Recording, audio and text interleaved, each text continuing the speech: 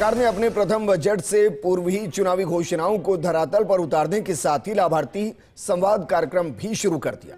मुख्यमंत्री वजनलाल शर्मा ने झुंझुनू से 88 लाख पेंशनर्स के खाते में बढ़ी हुई 15% पेंशन की करीब 1038 करोड़ रुपए की राशि डीबीटी के माध्यम से ट्रांसफर की। ये रिपोर्ट देखिए।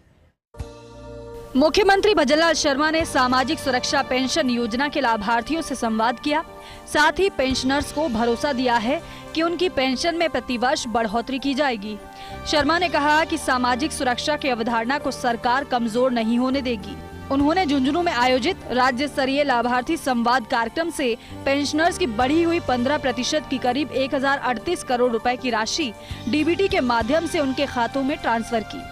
उन्होंने कहा कि हमारी कथनी और करनी में कोई अंतर नहीं है कि झुंझुनू से आज हमारे उन सभी बुजुर्गों को, हमारे उन परित्यक्ता बहनों को, विधवाओं को और पेंशनर जनों को जो यहां से पूरे राजस्थान के 88 लाख लोगों को जो पेंशन गई है इस पावन भूमि से, क्योंकि ये पावन भूमि यह हमारे जवान की और किसान की धरती है।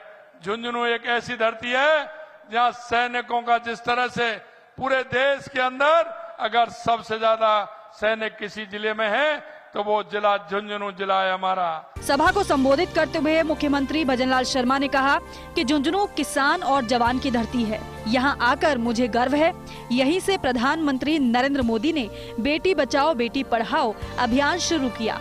70 साल में देश की जनता को झूठे वादे के अलावा कुछ नहीं मिला है। वहीं एयरपोर्ट पर सीएम भजनलाल शर्मा ने कहा, चुनाव में हम एक संकल्प पत्र लेकर गए थे जिसे धीरे धीरे पूरा करने की दिशा में आगे बढ़ रहे हैं।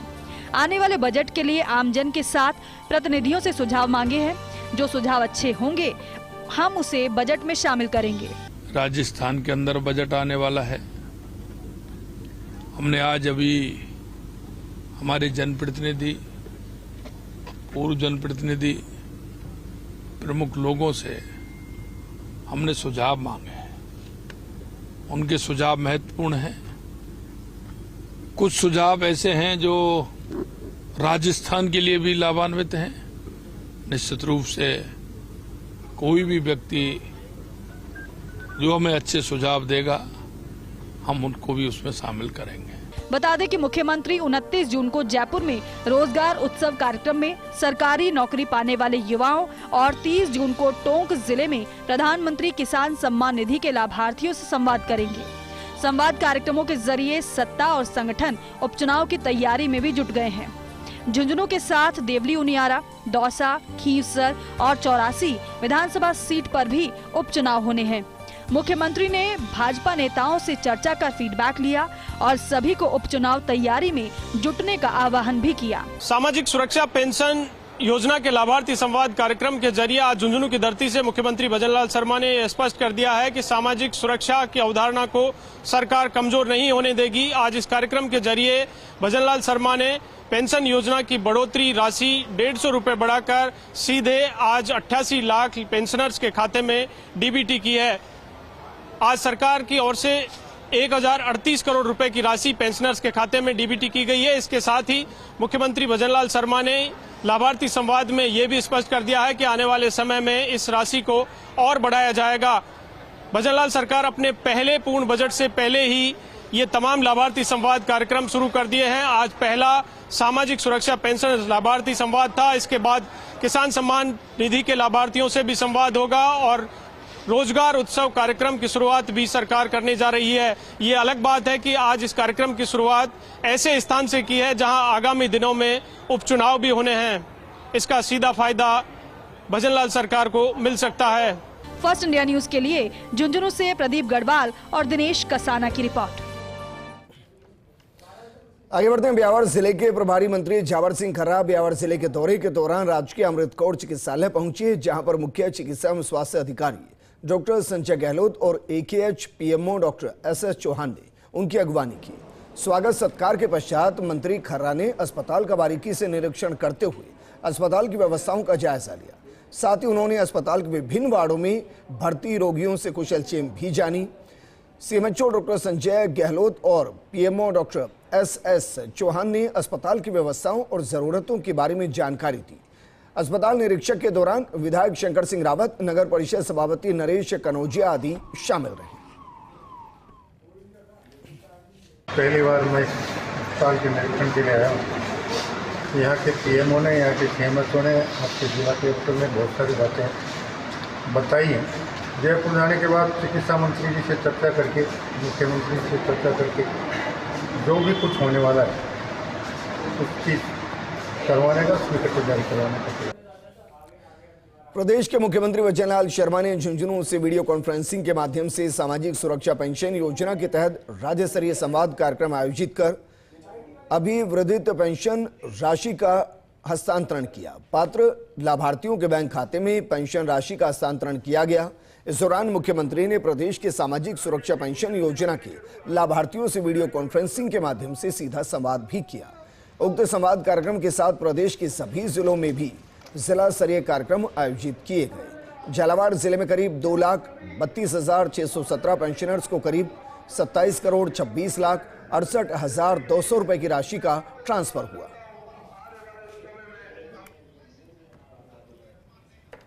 जनता खुश हो, इसी को ध्यान में रखते हुए हम सब इस कार्यक्रम में आए हैं, ताकि आने वाले समय में भारतीय जनता पार्टी के संगठन की तरफ से, सभी कार्यकर्ताओं की तरफ से, आम जनता की तरफ से सबको मैं आपको थैंक यू और धन्यवाद देता हूँ। और जो काम हमारे देश के प्रधानमंत्री सम्माननीय नरेंद्र मोदी जी ने इस नरेगा को चालू करके जिस तरह से आज इसको आगे बढ़ाने की कोशिश की कि इस नरेगा के अंदर आम लोगों को मजदूरी मिले, उसका समाधान हो और उसको रोजगार मिले।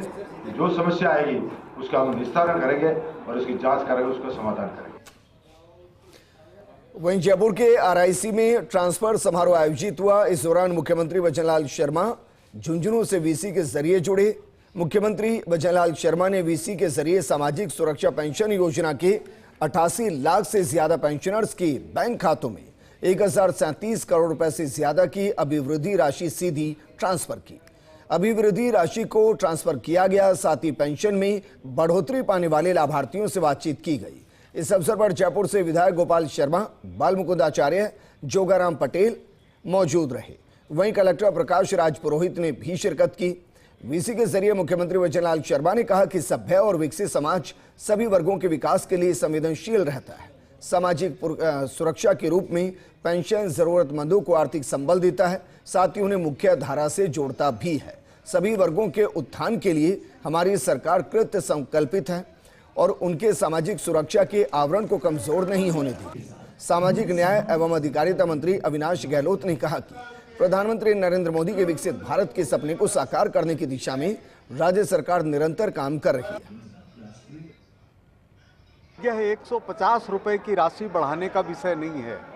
मेन तो है जो उन्होंने कहा है कि अब घोषणा होना बाकी है, यानी 1150 है। थोड़ी सी अटपटी लग सकती है, तो मुख्यमंत्री जी ने संकेत दे दिया है कि शीघ्र ही जो सामाजिक सुरक्षा पेंशन है वो और भी बढ़ने वाली है और इसके लिए हम बहुत कम दिनों का बजट का इंतजार कर रहे हैं। सर्वप्रथम मैं आदरणीय प्रधान सेवक आदरणीय प्रधानमंत्री नरेंद्र मोदी जी और राजस्थान के मुख्यमंत्री भजनलाल शर्मा साहब और पूरी सरकार का सभी लाभार्थियों की ओर से मैं स्वयं बहुत धन्यवाद और साधुवाद देता हूं कि चुनाव से पूर्व जो घोषणाएं थी लगभग वो प्रारंभ है और वो निरंतर उन घोषणाओं पर सबको लाभ भी पहुंच रहा है, काम हो रहा है। उसी क्रम में आज ऐतिहासिक काम हुआ। एक बटन दबाते ही कुछ ही क्षण में 88 लाख लाभार्थियों को लाभ पहुंचा है। 6 करोड़ से भी अधिक पेंशनधारियों को इतनी पेंशन की राशि मिली है, तो मैं मेरी ओर से, हमारे सभी साथियों की ओर से और जयपुर जिले के जितने भी हमारे पेंशनधारी उनकी ओर से, राजस्थान के समस्त पेंशनधारियों की ओर से आदरणीय मुख्यमंत्री जी का और विभाग का बहुत बहुत आभार व्यक्त करता हूं, धन्यवाद देता हूं कि एक नई शुरुआत है। प्रदेश को ग्रीन कवर देने के लिए प्रदेश की 544 पौधशालाओं में पौध तैयार कर ली गई है। इस साल 7 करोड़ पौधे वितरित करने का लक्ष्य रखा गया। जयपुर में भी बालाजी नर्सरी में पौध तैयार की गई और 1 जुलाई से वितरण शुरू किया जाएगा। एसोसिएट एडिटर निर्मल तिवारी ने लिया पौधशालाओं में तैयारियों का जायजा, आप भी देखिए।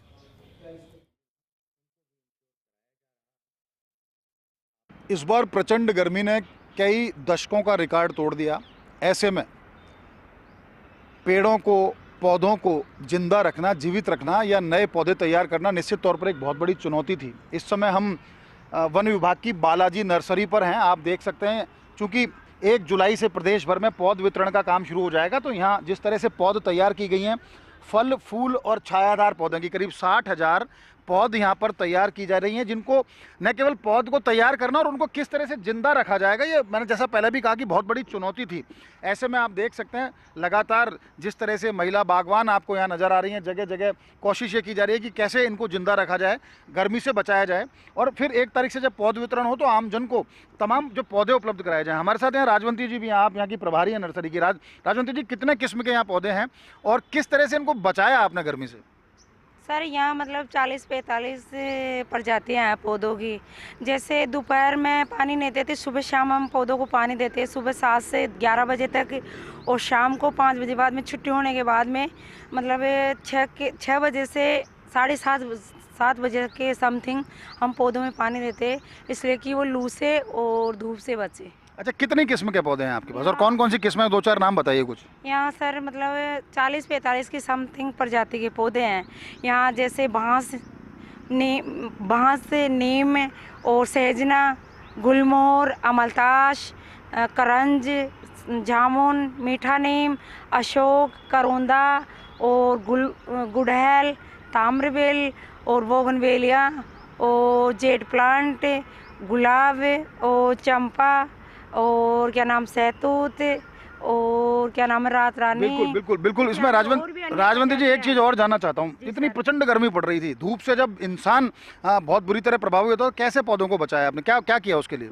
उसके लिए सर हम सुबह शाम से मतलब सुबह जल्दी पानी देते हैं, दिन में धूप में तो क्या पानी देते हैं, धूप में बाग बन के उड़ जाता है, इसलिए हमने सुबह शाम पानी देना और जैसे ग्रीन नेट से ढका है सर पौधों को बचाने के लिए। सर धन्यवाद राजवंती जी। तो आप देख सकते हैं ये यहाँ जिस तरह से ये जो महिलाएं जो काम कर रही हैं, बुजुर्ग महिलाएं, यहाँ पेड़ों को बचाने के लिए उनके बीच में से ये जो नलाई गुड़ाई का भी काम होता है ना, साथ साथ घास को हटा देना ताकि पौधा जीवित रहे, इस तरह के प्रयास किए जा रहे हैं। लगातार अलग अलग किस्म के यहाँ आपको दोनों तरफ यहाँ पौधे देखने को मिलेंगे और निश्चित तौर पर जिस तरह से ये पूरी मातृशक्ति यहाँ इनको पर्यावरण को बचाने में अपना योगदान दे रही है, निश्चित तौर पर काबिले तारीफ है। लगातार कोशिश इस बात की जा रही है कि पौध वितरण का जो कार्यक्रम है वो सफल रहे, राज्य सरकार की जो मंशा है उसके अनुरूप पौध वितरण हो, क्योंकि ग्रीन कवर देना है राजस्थान को। और इस बार तो 7 करोड़ पौधों के वितरण का जो लक्ष्य रखा गया है वो तभी पूरा होगा जब ये पूरी शिद्दत से यहाँ इनको बचाने में भी जुटे रहेंगे और इनका वितरण का काम भी प्रॉपर तरीके से हो पाएगा। फिलहाल जिस तरह की बालाजी नर्सरी पर प्रबंध निश्चित तौर पर काबिले तारीफ है और उम्मीद की जानी चाहिए कि 1 जुलाई से जब प्रदेश की जनता के लिए नर्सरी खोल दी जाएंगी वन विभाग की 544 नर्सरी, तो न केवल ग्रीन कवर देने को लिए जनता की जो सहभागिता जो चाहिए सरकार को, सरकार की जो मंशा है वो भी पूरी होगी और प्रदेश को ग्रीन कवर भी मिलेगा। कैमरा पर्सन नरेंद्र के साथ Nirmal Tiwari, first India news, Jaipur. Sawai Mansingh stadium के तरणताल में राजस्थान जूनियर तैराकी प्रतियोगिता चल रही है। प्रतियोगिता के दूसरे दिन जयपुर के तैराकों का दबदबा रहा। गुलाबी नगर की हरिका ने लड़कियों के ग्रुप 1 की 1500 मीटर फ्री स्टाइल स्पर्धा में रिकॉर्ड के साथ स्वर्ण पदक पर कब्जा जमाया। जयपुर की प्रेसा शर्मा ने रजत और उदयपुर की उत्सवी दवे ने कांस्य पदक पर कब्जा जमाया। लड़कियों के ग्रुप 2 की 1500 मीटर फ्री स्टाइल प्रतिस्पर्धा में भीलवाड़ा की मिष्टी शर्मा अव्वल रही। जयपुर की लारान्य सिंह दूसरे और सीकर की कृष्णा तीसरे स्थान पर रही। लड़कियों के ग्रुप की 200 मीटर व्यक्तिगत मेडल में जयपुर की प्रणीति सिंह ने स्वर्ण पदक जीता। जयपुर की अनिका अग्रवाल ने रजत और चारवी शर्मा ने कांस्य पदक पर कब्जा किया। लड़कियों के ग्रुप 2 की 50 मीटर बटरफ्लाई में जयपुर की दक्षिणा जोशी पहले स्थान पर रही। उदयपुर की विधि सानाड्य दूसरे और जोधपुर की कृष्णा सियाग तीसरे स्थान पर रही। लड़कियों के ग्रुप की 100 मीटर बैक स्ट्रोक स्पर्धा में जयपुर की सानवी कुमावत ने स्वर्ण, समृद्धि टांक ने रजत और उदयपुर की उत्सवी दवे ने कांस्य पदक जीता। वहीं लड़कों के ग्रुप 1 की 100 मीटर बैक स्ट्रोक स्पर्धा में जयपुर के कृष्णादित्य सिंह ने स्वर्ण, साहिल गुप्ता ने रजत और उदयपुर के चिन्मय शर्मा ने कांस्य पदक जीता। पूर्व मंत्री कालीचरण सराफ, राजस्थान ओलंपिक संघ के महासचिव रामावतार जाखड़, राजस्थान ओलंपिक संघ के वरिष्ठ उपाध्यक्ष मनमोहन जायसवाल ने सफल तैराकों को सम्मानित किया।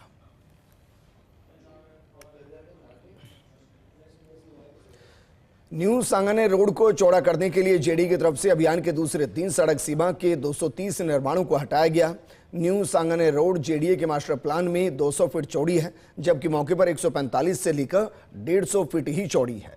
पृथ्वीराज नगर की तरफ सड़क सीमा में 50 से 55 फीट चौड़ाई में बने निर्माणों को हटाने के लिए जेडीए की तरफ से चलाए जा रहे अभियान के दूसरे दिन कार्रवाई की शुरुआत रजत पथ से की गई। 5 जेसीबी मशीन और 2 पोकलेन मशीन के साथ कार्रवाई की गई।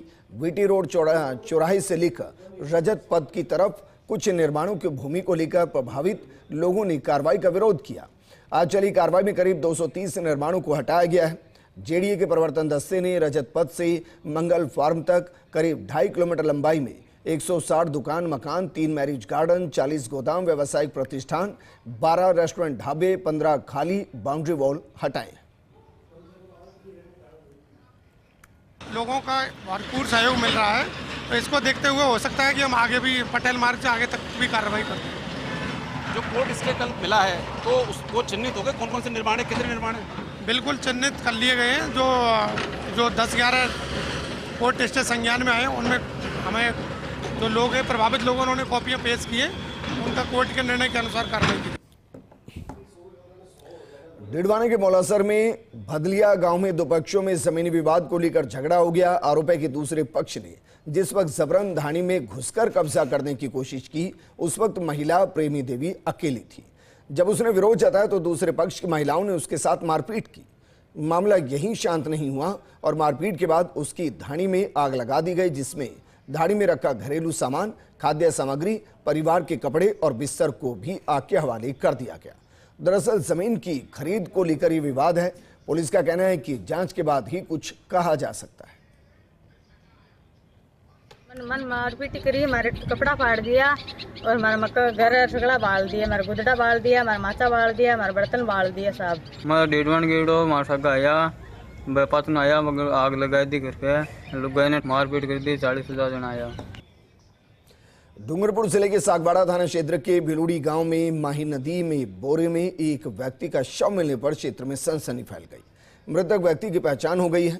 मृतक कल बाइक लेकर घर से निकला था। पुलिस ने शव को सागवाड़ा अस्पताल के मोर्चे में रखवा दिया। वहीं पुलिस मामले की जांच में जुट गई है। पुलिस ने परिजनों को मामले की सूचना दी। सूचना पर परिजन सागवाड़ा थाने पहुंचे। आज सुबह अज्ञात शव की सूचना पर पुलिस बिलूड़ी गांव मौके पर पहुंची और शव को वहां से निकलवाया। बंद बोरे में लाश थी, जिसको खोलने पर पता लगा कि बोरे में लाश है। उसको मोर्चरी पहुंचाया और अग्रिम कार्रवाई जारी है। डूंगरपुर जिले के धंबोला थाना इलाके के पीट गांव में चोरों ने सोने मकान को निशाना बनाया। चोर मकान से 20 लाख रुपए कीमत के सोने चांदी के आभूषण चुरा कर ले गए। चोरी की वारदात के वक्त पीड़ित परिवार 2 दिन से उदयपुर गया हुआ था। वहीं पुलिस ने मामला दर्ज करके जांच शुरू कर दी। उदयपुर जिले के गोमुदा कस्बे में हुई चोरी के मामले में पुलिस ने चोरी की वारदात करने वाले चोरों का सीसीटीवी फुटेज जारी कर दिया है। चोरों ने कस्बे के मुख्य बाजार स्थित हिमानी ज्वेलर्स और वासुदेव ज्वेलर्स की दुकान का शटर तोड़कर दोनों दुकानों से करीब 8 किलो चांदी के जेवर, 15 ग्राम सोना और 20,000 के नकदी चुरा ली। इसके बाद मौके पर पहुंची पुलिस ने दुकानों के आसपास लगे सीसीटीवी फुटेज खंगाले तो फुटेज में 4 चोर करीब रात 12:30 बजे के आसपास बाजार में पहुंचे और करीब 1 घंटे में दोनों दुकानों के शटर तोड़कर वारदात को अंजाम दिया। वहीं व्यापारी थाने में पहुंचे और चोरों को जल्द गिरफ्तार करने की मांग की। इस बुलेटिन में फिलहाल इतना ही, लेकिन आप बने रहिए फर्स्ट इंडिया न्यूज के साथ, क्योंकि खबरों का सिलसिला लगातार जारी रहना है।